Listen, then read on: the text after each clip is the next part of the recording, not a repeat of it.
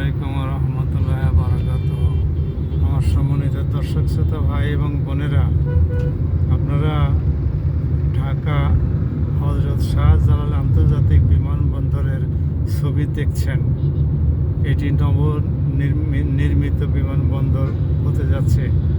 এই বিমানবন্দরের নির্মাণ কাজ সম্পূর্ণরূপে শেষ হলে এবং বিমান চলাচলের জন্য উন্মুক্ত করে দেওয়া হলে প্রতি বছর প্রায় 2 কোটি যাত্রী আমাদের এই গর্বের বিমানবন্দর থেকে সেবা লাভ করতে সক্ষম হবে। বাংলাদেশের বিমানবন্দরের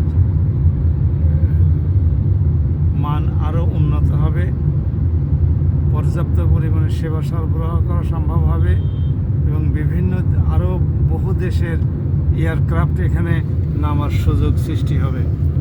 এর ফলে আমাদের বৈদেশিক মুদ্রা অর্জিত হবে, পর্যটকরা আসবে। তবে আমাদের এই জন্য পর্যাপ্ত সুযোগ সুবিধা সৃষ্টি করা অবশ্যই কর্তব্য। বাংলাদেশ সরকার এ ব্যাপারে সচেষ্ট আছেন এবং আগামী নির্বাচনের পরে যে সরকার আসবে সেই সরকার যেন আরও উদ্যোগী হয়ে এই বিমানবন্দরকে আমাদের দেশের অর্থনীতির চাকা ঘুরিয়ে দেওয়ার একটা অনন্য উপাদান হিসেবে, অনন্য মাধ্যম হিসেবে প্রতিষ্ঠা করেন।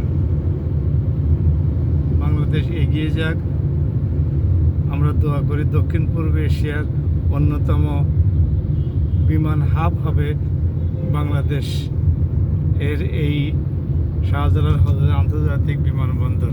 সবাই ভালো থাকুন। আসসালামু আলাইকুম।